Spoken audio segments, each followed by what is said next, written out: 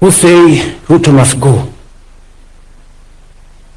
William Ruto amejam baada ya kuona Raila Odinga yesterday akitumanisha Edwin Sifuna Citizen TV attacking him and saying William Ruto must go. So huyu jamaa amejam now. Amejam completely. And I don't want you to miss this video. And show me like na nasema thanks.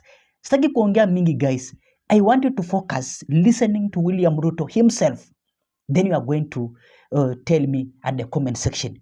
Na ukiangalia speech ya William Ruto today, it is like an beg Kenyans to forgive him because asha realize mambo yamekuwa magumu. Asha realize Rigathi Gachagua shapanga na amejipanga, and Raila Odinga pia anataka kuchomoka side yake. So I want you to listen. Sikiza. Ladies and gentlemen, we have a great nation. We have a great nation. It is our duty and responsibility to make it great. I listen a lot to what people say about the present and the future of our country. I listened to one gentleman who retired the other day after working, I think, for 40, 50 years. And he wants to be president. And I listened to him say, Kenya is a failed state. And I asked myself, so for 40 years, you have been working in a failed state? So you want to be president of a failed state? Really? You want us to entrust you to the leadership of a country you don't believe in, to a people you don't believe in? And just for the record, companies like Lindsay, Liaison, an exchange like Nairobi Stock Exchange, the best listed stock exchange last year in Africa, they don't exist in failed states.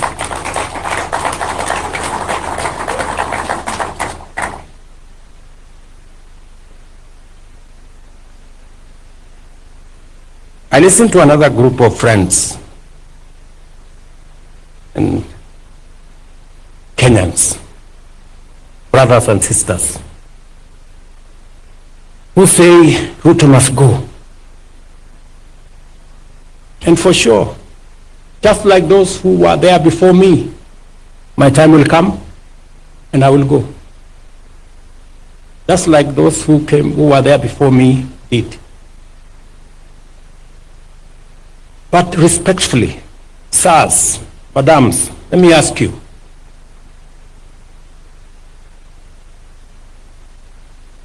so what are your reasons for this Ruto must go? I'm sure it's not because of the spelling of his name. Maybe because you don't agree with the ideas, the policies, and the plan he has for our nation, which is okay. But please, would you kindly favor us with your counter plan, with your alternative plan? Because the more I listen, the more it is sloganeering. It's not about a plan, not about an alternative plan. And, hey, we cannot replace a plan you don't like with nothing. And I hear my brothers and sisters say, let Ruto go, then we will figure out. And we will tell you what is the alternative plan later. We cannot tell you now. To me, that sounds like the wash conmanship.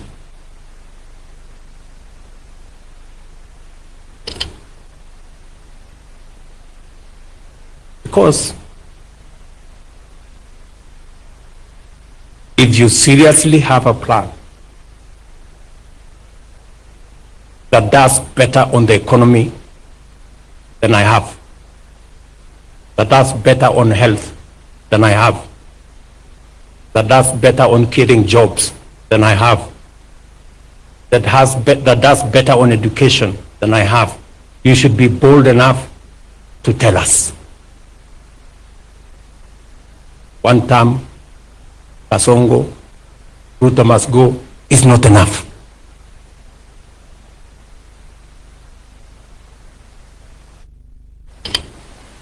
And we are going to have a candid conversation. Nobody is going to call us. Sorry guys, you have to come up with a better plan. Slungaliering is not enough. The more I listen to them, the more they tell us, oh, let's go back to NHIF. Oh, let's go back to the old model. The NHIF that never worked. Let's go back to the old funding model that crippled our university education. Oh, let's abolish housing. Let's do away with SHA. And to me, they sound like people who are accustomed to the status quo, the usual, the familiar, the no change. Ladies and gentlemen, we have a great nation. It is our duty to make it greater. Thank you very much. God bless you, and I thank you. A round of applause for His Excellency. A round of applause for His Excellency. Come on, we can do better than that. Thank you very much, Your Excellency. My sincere belief is if we are sustaining a democratic state so that we can all elect somebody or kick somebody out democratically, can we all get there? Can we all get there? Because if you go by the rate, this regime killed over 40 people on Sabasaba. If you do that math, and we have another maybe 800 days to go, 800 times 40, that's what? 320, isn't it? People.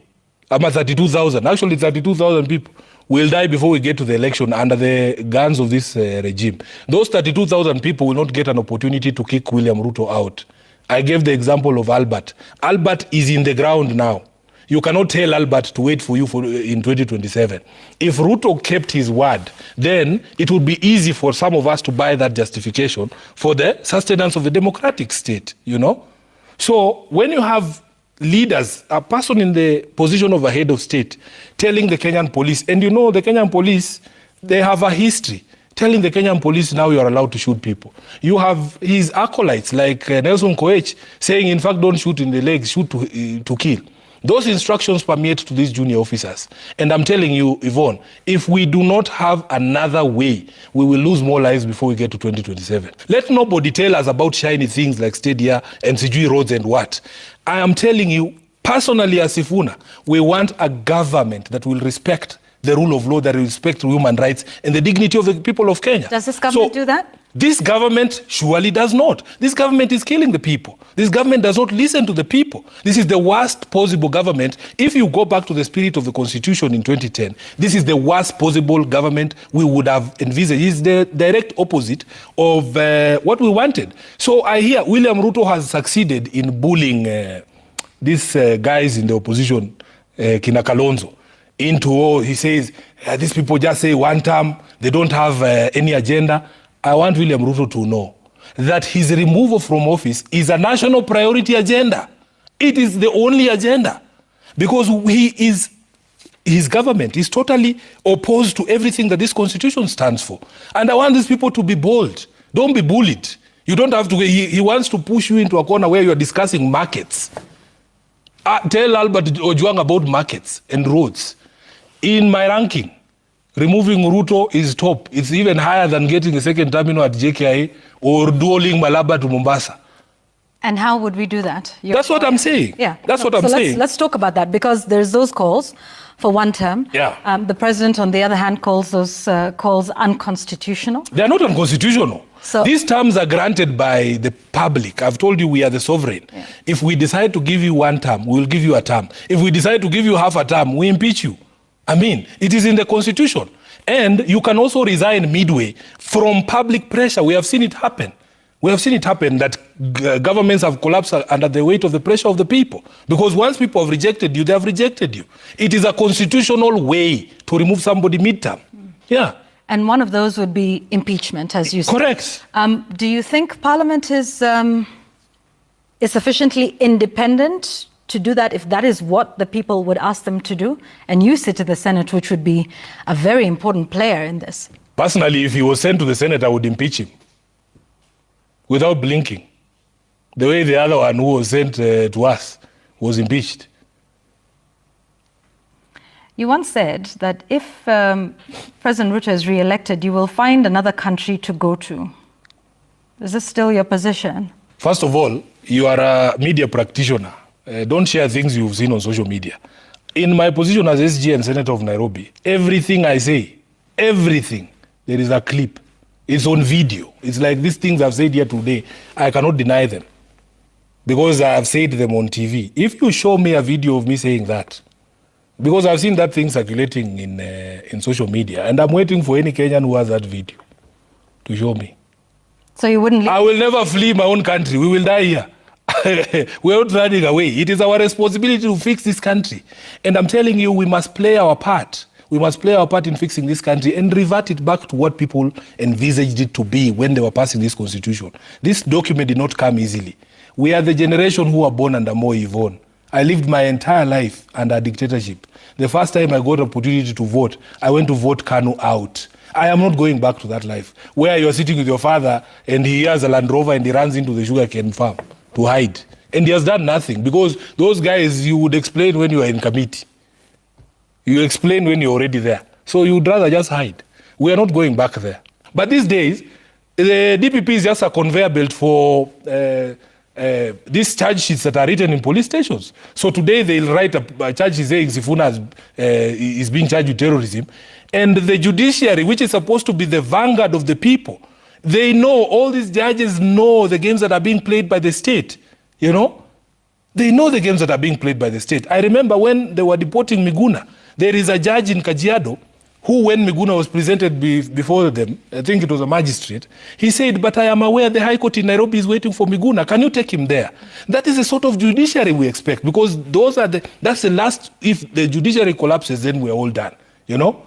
The judiciary collapses, we're all done. So when I hear the CJ, who I have criticized repeatedly, first for going to drink tea at State House, because he has refused to keep the separation of powers, then recently by saying, oh, people who attack the judiciary or burn buildings are terrorists. She's the originator of all these problems. She knows there's a crime called arson.